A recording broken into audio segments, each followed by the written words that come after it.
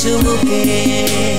সুপ্রিয় দর্শক, আজকে আমাদের মাঝে উপস্থিত রয়েছেন দুজন গুণী ব্যক্তিত্ব। শুরুতে পরিচয় করে দিতে চাই Nahidul Khan, convener of FOBANA convention.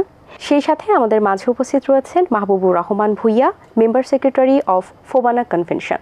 আপনাদের দুজনকেই অনেক অনেক শুভেচ্ছা, শুভ সকাল। শুভ সকাল। জি, আমরা জানি যে দীর্ঘদিনের পথ চলার পরে ৩৯তম একটা কনভেনশনের যে ফোবানার যে জার্নিটা, সেটা এখন আবার নতুনভাবে প্রতিষ্ঠা হচ্ছে এবং সেই পুরো জার্নিটা সম্পর্কে আপনাদের কাছে জানতে চাই এবং নতুন যে ৩৯তম যে পর্বটা আপনারা করছেন সেখানে কি কি স্পেশাল থাকছে। ফোবানা আমি প্রথমেই একটু বলে নেই, এটার পুরোটা অর্থ হলো federation of Bangladeshi associations in north America.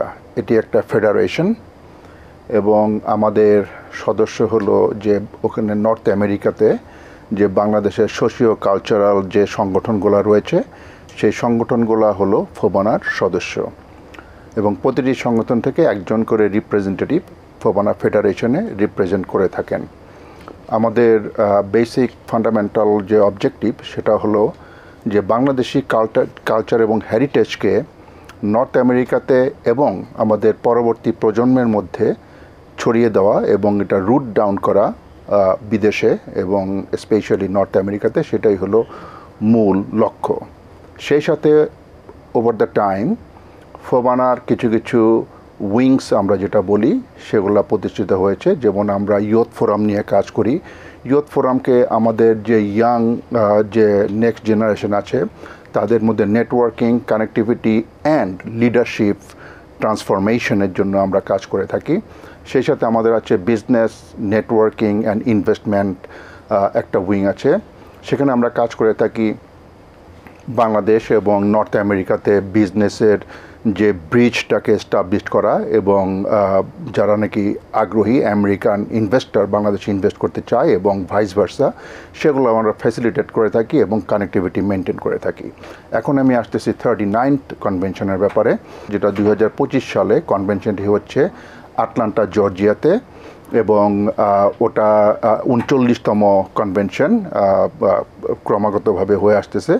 এবং এই কনভেনশনে আমাদের যে 3 দিনব্যাপী কনভেনশন হয়ে থাকে এবং এই কনভেনশনে আমাদের 3 দিনব্যাপী অনেকগুলা সেমিনার, কালচারাল ফাংশন তো মূল আছেই, সেই সাথে বিভিন্ন ধরনের সেমিনার হয়ে থাকে। আমরা নারী উদ্যোক্তাদের নিয়ে সেমিনার করব এবার, তারপরে ইয়ুথ ফোরাম যেটা বললাম সেটা করব এবং কাব্য জলসা, বই মেলা, ফাইন আর্ট এক্সিবিশন। মূলত আমাদের বাংলাদেশের যে সংস্কৃতি এবং কৃষ্টির যেই বিভাগগুলো আছে প্রতিটা বিভাগকেই আমরা ওখানে তুলে ধরি এবং এটা একটা বাংলাদেশিদের মিলন মেলা। আমরা আমাদের ধারণা যে 10 থেকে 12 হাজার বাংলাদেশি নর্থ আমেরিকার বিভিন্ন জায়গা থেকে এবং জর্জিয়া থেকে এই সম্মেলনে অংশগ্রহণ করবেন এবং বাংলাদেশ থেকেও অনেকে যাবেন এবং আমরা সবাইকে আমরা আমন্ত্রণ জানাচ্ছি যারা নর্থ আমেরিকাতে আছেন এবং বাংলাদেশে আছেন, এখানে আপনারা যোগ দিয়ে আমাদেরকে সহযোগিতা করবেন এবং এই ফোবানা আমাদের যে মূল যে টার্গেট এবং গোল সেটা অ্যাচিভ করার জন্য আমাদেরকে হেল্প করবেন। Thank you. জি, আপনার কাছে জানতে চাই ফোবানার যে স্বপ্নটি নিয়ে আপনারা শুরু করেছিলেন এবং ফোবানা যেভাবে আসলে রিপ্রেজেন্ট করছে বাংলাদেশে এবং ইউএস এর মধ্যে যে একটা কানেকশন, একটা বন্ড এবং নতুনভাবে যে আপনারা কালচারাল যে ইভেন্টগুলো করার চেষ্টা করছেন, সেখান থেকে যে আশাটা নিয়ে শুরু করেছিলেন, এখন এসে 39তম জায়গাতে কেমন লাগছে? আমাদের কনভেনার নাহিদুল খান খুব সুন্দর করে বলে গেছেন আমাদের গোলগুলি। তো আমি আরও কয়েকটি বিষয়ে একটু বলতে চাই। সেটি হচ্ছে যে আমাদের এই সমস্ত কাজের পাশাপাশি আমরা স্কলারশিপ দেই। আমরা ফোবানা কারোর মধ্যে ধারণা আছে যে এখানে শুধু বোধহয় গান বাজনা হয় বা শুধুমাত্র সাংস্কৃতিক কর্মকাণ্ড হয়। ডেফিনেটলি সাংস্কৃতিক কর্মকাণ্ড হয়, কিন্তু তার পাশাপাশি এই উনি যেগুলি বলে গেছেন সেগুলি আমরা করি এবং আমরা বন্যার্থদের সহযোগিতা এবং দেশের যে কোনো আপনার অবস্থাতে আমাদের যখন আমরা উত্তর আমেরিকাতে আমাদের যে ফেডারেশনস আছে এখানে প্রায় উনি বলেছেন প্রায় ক্লোজ টু 100 অর্গানাইজেশনস এখানে আছে। তো আমরা সবাইকে একত্রিত করে আমরা বাংলাদেশের অগ্রযাত্রায় যে কোনোভাবে চেষ্টা করি ভূমিকা রাখতে। এখন আপনার প্রশ্নের উত্তরে আসি। সেটি হচ্ছে আপনি বলেছেন যে আমরা যে আশা নিয়ে শুরু করেছিলাম সেটা কোথায় আছি। একটি কথা বলবো যে যারা নাকি 1987-এ ওয়াশিংটন ডিসিতে এটার যাত্রা শুরু হয়েছিল, এবং ইকবাল বাহার চৌধুরী, ডক্টর নুর নবী সহ আরও বেশ কয়েকজন ওনারা শুরু করেছিলেন। তাদের আশার প্রতিফলন শতভাগ হয়নি, কিন্তু যেহেতু এটা 39তম অবস্থায় এসেছে, তার মানে এটার একটা ধারাবাহিকতা আছে। এবং আমি খুবই কনফিডেন্টলি বলতে পারি পৃথিবীর বাইরে এনআরবি বলতে নন রেসিডেন্ট বাংলাদেশিদের এটি সম্ভবত লার্জেস্ট প্ল্যাটফর্ম, এবং এটি প্রতি বছরের কার্যক্রমের মাধ্যমে এটি হয়েছে। এবং আপনি দেখবেন ফোবানা বললেই সাথে সাথে সবাই বুঝতে পারে যে এটা কি, কেন, কোথায়। তো এই অর্জনগুলি তো হয়েছে, এবং আমরা যেগুলি বললাম যে আমাদের বিভিন্ন কার্যক্রম উনি বলে গেছেন, সেগুলি কিন্তু আমরা একটা পর্যায়ে চলে এসেছি। যেমন আমি একটা এক্সাম্পল বলি, যেমন ইয়থ ফোরামের কথা উনি বলে গেছেন। এখানে আমাদের গত কনভেনশনেও মোর দেন 100 ইয়াং যারা নাকি আপনার ইউএসএতে জন্মগ্রহণ করেছে, তারা এখানে ইনভলভ হয়েছে। তো তাতে হচ্ছে এটা কি, এটা হচ্ছে যে আমাদের যে রুটের সাথে তাদের যে একটা কানেক্টিভিটি, এটা কিন্তু আমরা শতভাগ করতে পারিনি, কিন্তু we are on the process. সেরকম আরও বেশ কিছু হয়েছে। আপনারা যারা নাকি সঙ্গীত চর্চা করেন, শিল্পী, তাদের অনেকেই জিজ্ঞেস করে দেখবেন যে ওনারা ফোবানা এসেছে, ফোবানা গান গাচ্ছে, গেতে চায়। এবং এটা আমার পয়েন্টটা হচ্ছে এটা যে ফোবানা আজকে এমন একটা পর্যায়ে এসেছে, এটা একটা ব্র্যান্ডিং হয়েছে, একটা গ্লোবাল ব্র্যান্ডিং হয়েছে। আমাদের অনেক কাজ বাকি আছে, আমি বলবো না যে আমরা অলরেডি শেষ করে ফেলেছি।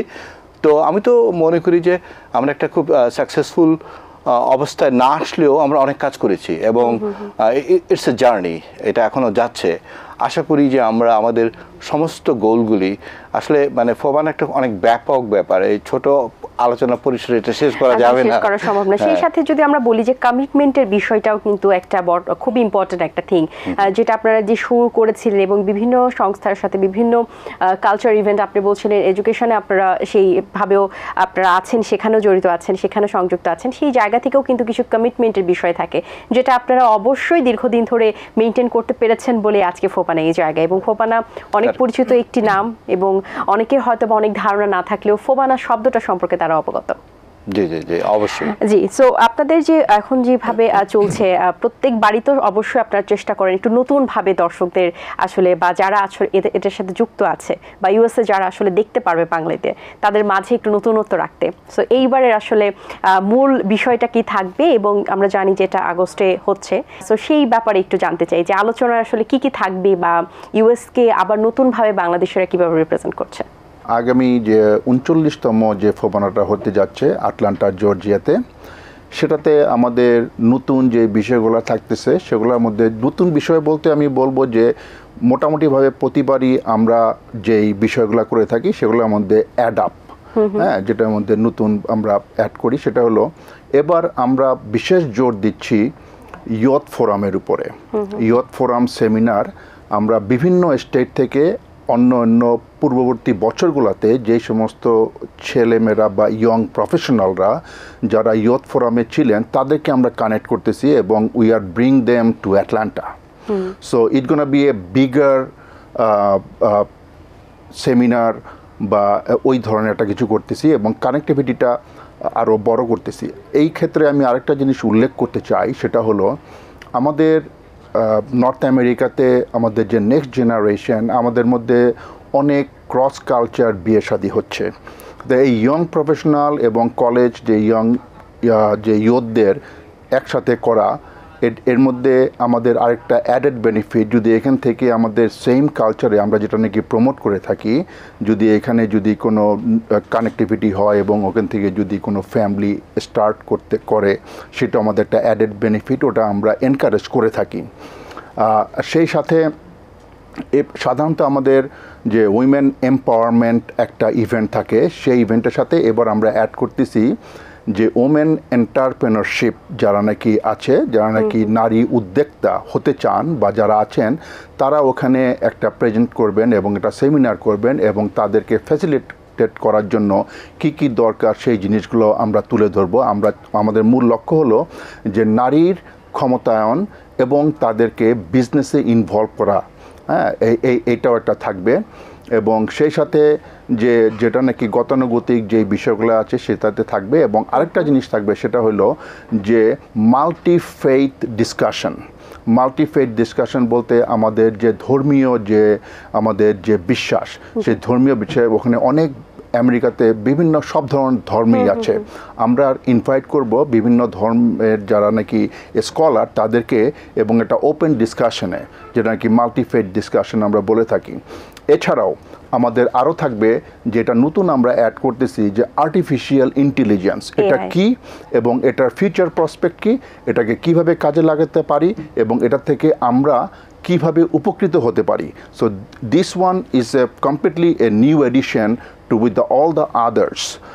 এবং সেই সাথে আমরা যে আরও কয়েকটা হবে, সেমিনার টাইপের হবে, সেখানে যে এআইকে কিভাবে কাজে লাগানো যায় এবং আমাদের বিজনেসে এটাকে কিভাবে আমরা অ্যাপ্লাই করতে পারি ইত্যাদি এই বিষয়গুলো এবারে থাকবে। এবং সেই সাথে তো গতানুগতিক যেগুলো আছে সেটা তো অবশ্যই থাকবে। জি অবশ্যই, প্রযুক্তির বেড়াজালে আসলে আমরা এমনভাবে পড়ে গেছি, কখন যে আমরা এতটা অ্যাডভান্স হয়ে গেছি, আপডেটেড হয়ে গেছি, এআই প্রযুক্তি কিন্তু অনেক দূরে গিয়ে গেছে, হয়তো বা আমাদেরই কিছু অজানা রয়ে গেছে, আস্তে আস্তে আমরা হয়তো বা জানতে পারবো। সো আমরা কিন্তু সবসময় চাই বাইরের যে দেশ আছে, আমাদের যে পার্শ্ববর্তী দেশ কিংবা আমাদের প্রখান্তরে আরও যে দেশ রয়েছে বহির্বিশ্বে, কিন্তু আমরা অন্যান্য দেশের সাথে সবসময় সুসম্পর্ক বজায় রাখতে চাই। স্পেশালি বাংলাদেশের জায়গা থেকে আমরা সবসময় চাই যেন অন্যান্য দেশের সাথে আমাদের কানেক্টিভিটি থাকে। এবং যদি আমরা দেখি তাহলে সাংস্কৃতিক অঙ্গনে কিন্তু ফোবানার মতো যেই সেমিনারগুলো হন বা ফোবানার যেভাবে অবদান রেখেছেন এবং সুসম্পর্ক বজায় রাখার জন্য যেভাবে কাজ করছেন, এক্ষেত্রে একটু আপনার মতামত জানতে চাই যে এই ধরনের কালচারাল প্রোগ্রাম কিংবা এডুকেশনাল প্রোগ্রাম কতটা ইম্পর্টেন্ট আসলে সুসম্পর্ক বজায় রাখার ক্ষেত্রে। এটা তো অবশ্যই অনেক অনেক ইম্পর্টেন্ট, বাট আমি একটা বিষয় আরেকটু বলতে চাই। আমাদের কনভেনার বলে গেছেন, তো আমাদের আরেকটি নতুন আইটেম আমাদের এবারের ফোবানায় থাকবে। এটা আগেও ছিল কম পরিসরে, কিন্তু এবার আমরা খুব ব্যাপক পরিসরে করব। সেটি আপনার এই প্রশ্নের সাথে কানেক্টেড, সংযুক্ত। সেটি হচ্ছে যে আমরা ওইখানে গ্লোবাল এনআরভি অ্যান্ড ডায়াসপোরা এটার একটা সেমিনার ডিসকাশন, এবং আমরা সম্ভবত একটা will do a NRB corner. তো এখান থেকে পৃথিবীর বিভিন্ন দেশের যারা এনআরবি আছেন তারা সবাই আসবেন।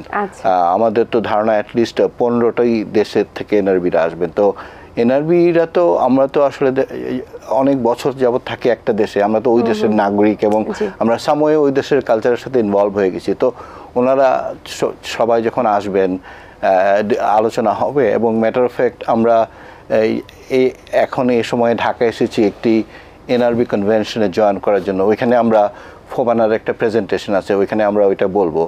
তো আপনি যেটা বলছেন সেটা অবশ্যই ওনারা তো আসলে যখন আসেন, এবং আমরা যখন এবারের যেই অংশটা আমি উল্লেখ করলাম সেখানে আমাদের গোলটা হচ্ছে সমস্ত দেশের এনআরবিরা আসবে, এবং আমাদের অ্যাটলান্টা জর্জিয়াতে বিভিন্ন মাল্টিকালচারাল যেই সমস্ত বিভিন্ন দেশের লোকরা আছেন তাদের প্রতিনিধিকে আমরা ইনভাইট করব। তো এখানে একটা মিঙ্গলিং হবে, ওখানে একটা আলোচনা হবে। তখন আমরা হোয়াট উই আর ডুইং, আমরা আমাদের দেশকে রিপ্রেজেন্ট করছি ওই সমস্ত কালচারের কাছে। তো ডেফিনেটলি আমাদের এই ফোবানার যে কার্যক্রম, দ্যাট ইনক্লুডস দ্য এডুকেশনাল এবং কালচারাল প্র্যাকটিসেস, ওটার মাধ্যমে আমরা আমাদের দেশের আইডেন্টিটিকে তুলে ধরছি, এবং ডেফিনেটলি এটা সুসম্পর্ক রাখার জন্য অবশ্যই অবদান রাখে। গুরুত্বপূর্ণ। জি, অসংখ্য ধন্যবাদ আপনাদেরকে, খুব সুন্দর করে কথা বললেন এবং খুব গুরুত্বপূর্ণ কিছু কথা বললেন। আশা করছি এইবারের সেমিনারটা খুব সফলভাবে পরিপূর্ণভাবে সাকসেস পাবে। ভালো থাকবেন সব সময়, দেখা হবে অবশ্যই। অনেক শুভকামনা রইল। আপনাকে ধন্যবাদ এবং আপনারও আমন্ত্রণ রইল ফোবানাতে আসার জন্য। জি ধন্যবাদ। দর্শক, আশা করছি আজকের আয়োজন আপনাদের ভালো লেগেছে। আজ এই পর্যন্তই। আপনাদের সঙ্গে দেখা হবে আগামী পর্বে নতুন কারোর সঙ্গে। সেই পর্যন্ত ভালো থাকুন, সুস্থ থাকুন এবং এটিএন বাংলার সাথেই থাকুন। আল্লাহ হাফেজ। দিন আসে দিন যায়, সময়টা চলে যায়, তবু আছি এই বেশ ভালো। জীবনটা রঙময়, যেভাবেই হওয়া চাই, নয় কবু সাদা কালো। এই আশাতে স্বপ্ন ভাসে, সুখ হাসে চোখে মুখে, চায়ের চুমুকে।